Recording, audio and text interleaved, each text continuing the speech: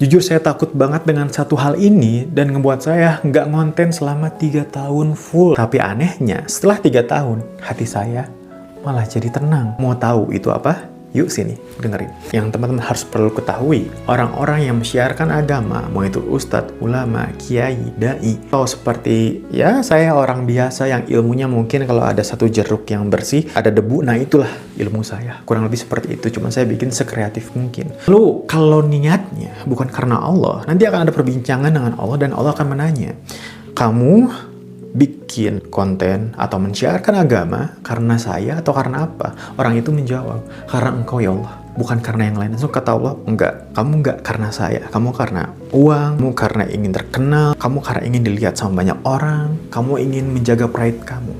Maka masuklah ke dalam neraka, yang artinya itu adalah orang-orang atau kelompok di Islam yang pertama kali masuk neraka. Serem nggak sih? Serem banget.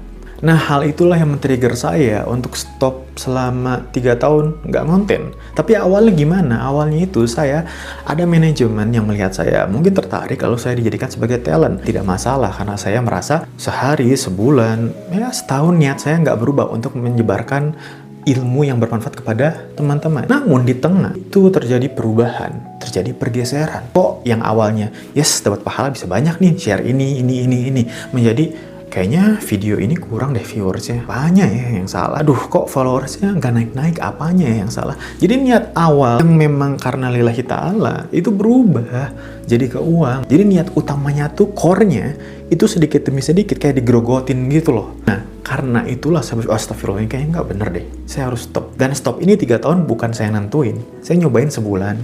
Pas saya mau nyoba konten, niatnya muncul lagi, nggak mau. 2 bulan.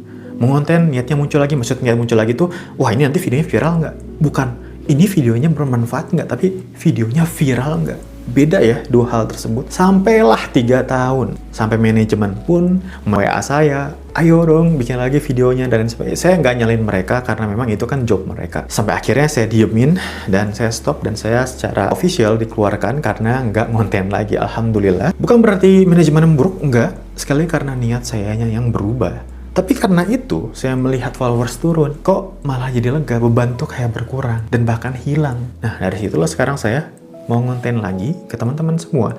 Terus, kalau saya ngonten lagi, terus tiba-tiba ada manajemen lagi, kayak kegeeran banget ya, ada manajemen lagi yang mau ngerekrut jadi talent, gimana ngehandle-nya? Nah, saya pun mencari tahu akan hal tersebut. Ternyata, boleh ustadz, kiai, ataupun semuanya mensiarkan agama itu mendapatkan gaji. Logika kecilnya, ini nggak ada hubungannya dulu sama hadis ataupun Al-Quran. Logika kecilnya,